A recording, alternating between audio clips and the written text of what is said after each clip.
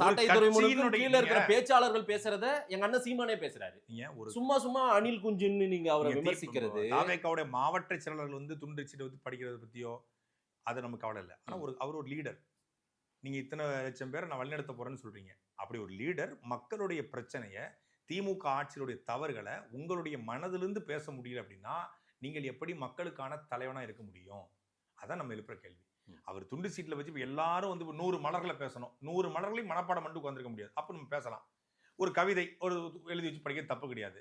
ஒரு புள்ளி விவரம், ஒரு டேட்டா இருக்கு, டாஸ்மாக் சேல்ஸ் எவ்வளவு ஒரு டேட்டா, அது நம்ம ரெஃபரன்ஸுக்கு எடுத்துக்கலாம். ஆனா நீ மொத்தமாவே திமுக ஆட்சியில பாத்தீங்கன்னா நீட் தேர்வு ரத்து பண்ணல, திமுக ஆட்சியில பாத்தீங்கன்னா காவிரி பிரச்சனை வரல, எல்லாத்துக்கும் இலவச இது விட்டா கொடுத்தாங்க, 1000 ரூபாய் கொடுத்தாங்களா, இப்படி உட்கார்ந்துட்டு பேசிட்டு இருந்தாருன்னா இதுவே உனக்கு தெரியலையே. இது வர வேண்டாமா? அதுவே உங்களுக்கு பிரச்சனையா இருக்கு. இன்னொன்னு எல்லாமே அப்புறம் நம்ம அது கூட பரவாயில்ல. நாம பெண்களுக்கு என்ன செய்ய, நாம மக்களுக்கு என்ன செய்ய போறோம்னா, நீ என்ன செய்ய போறா இல்லைன்னு கேட்கலாம். நான் என்ன செய்ய போறேன்னா மகளிருக்கு பெண்களுக்கு மகளிருக்கு மாற்றுத்திறனாளிகளுக்கு குழந்தைகளுக்கு நான் நல்லது பண்ண போறேன். இதையே எழுதி வச்சு படிக்கிறீங்க. இது ஒரு பாணியா?